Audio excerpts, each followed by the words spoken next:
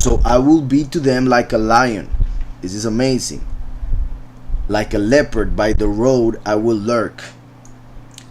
I have heard some people claim because of this verse that Yahweh is the beast of Revelation because it has the body of a leopard and the mouth of a lion. But that is not the point.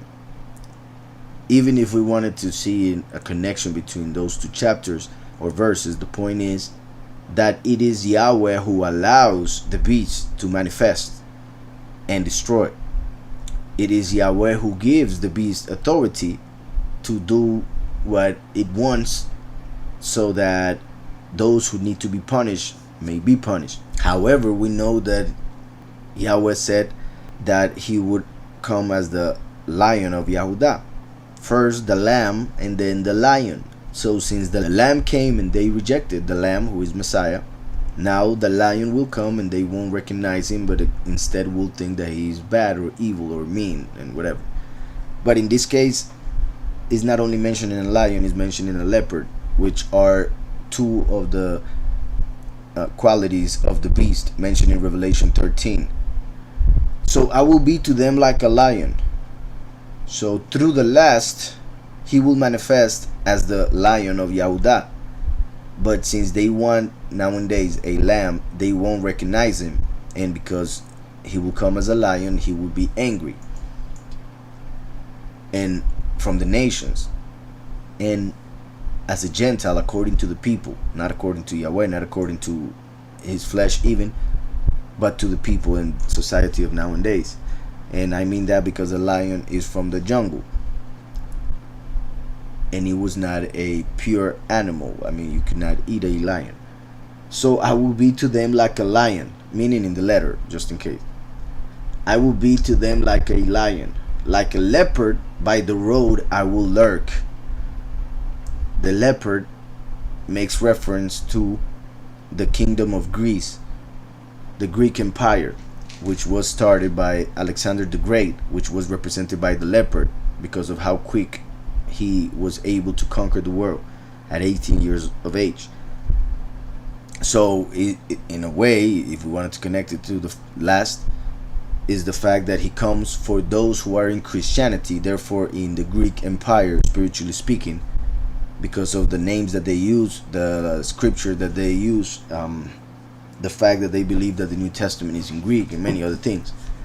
And he will conquer the world in 3.5 years, in the sense that his ministry will last 3.5 years, and that job will finish what the Almighty has promised or prophesied. But in the negative sense is the fact that Yahweh will allow the beast to manifest on earth and destroy as quick as a leopard and speak as a king, as a lion. So I will be to them like a lion, like a leopard by the road I will lurk. I will meet them like a bear deprived of her cubs. In Revelation 13 we see that it has the mouth of a lion, body of a leopard, and the feet of a bear. So I repeat, that is why some people see this and say that the beast is actually Yahweh. That is not the point. Yahweh is saying, and which is also important to understand, since the people worship the Elohim of this world and claim or believe that that is the creator of all things, when the Elohim of this world manifests as the beasts and the false prophet, the people will see them as the saviors. So the one who they thought was the creator will be actually the beast, who comes with the mouth of a lion, the body of a leopard, and the feet of a bear. When it comes to the book of Daniel, the lion was Babylon, confusion.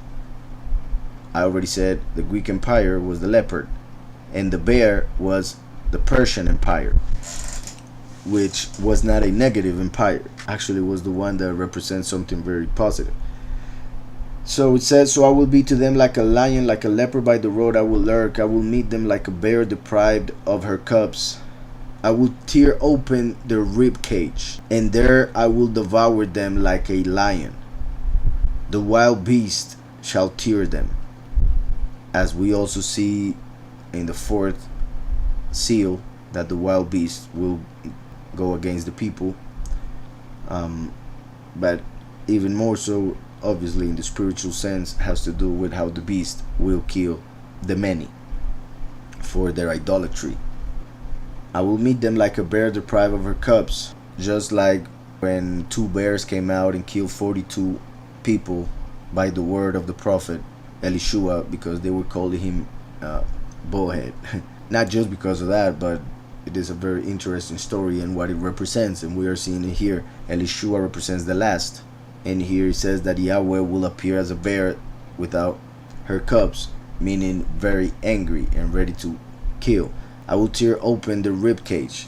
Yahweh, well, the Persian Empire had 3 ribs on its mouth in the vision that was given to Daniel. So the rib cage makes reference to Daniel and therefore to the Persian Empire, and therefore to Isaiah 45, which is when Yahweh speaks of the Persian king who would be a representation of the second coming. That's why he calls him Messiah or Anointed One in Isaiah 45.